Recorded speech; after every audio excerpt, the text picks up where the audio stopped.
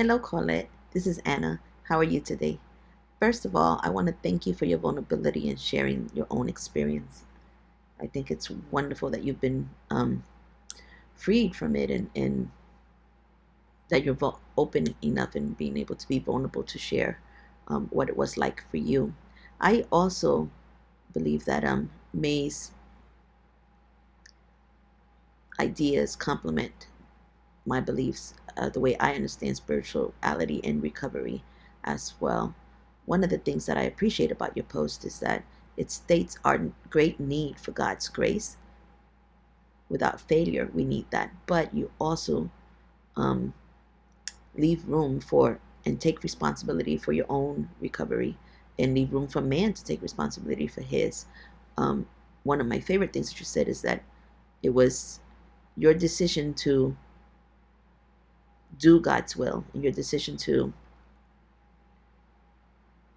not to just stop and to not replace it with another addiction or another addictive behavior um, that also got the ball rolling on your recovery. So I do think I wouldn't call it a balance because sometimes it's more one thing than the other, but a delicate dance that happens between grace and between our desire to do God's will and our willingness, not just our desire to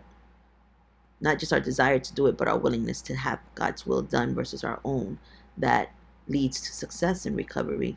And as someone who needed to recover, I really appreciate you being open about that and saying that while you were concerned with God's grace, it was in part your desire to do God's will that changed things.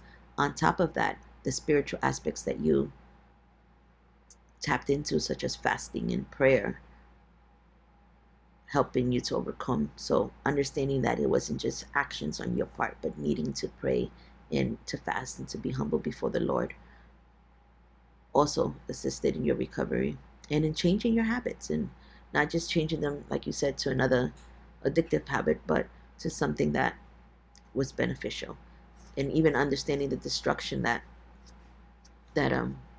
your addiction was bringing to you, I'm sure helped you to humble yourself before the Lord. And I think we all need to humble ourselves before the Lord, whether we're addicts or not, even for our own salvation, as May stated in his book.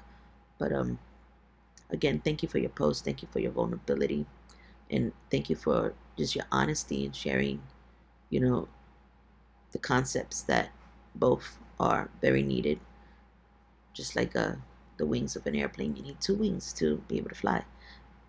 Similarly, in this case, you need both those major aspects to be able to flourish over addiction. Thank you and have a blessed day.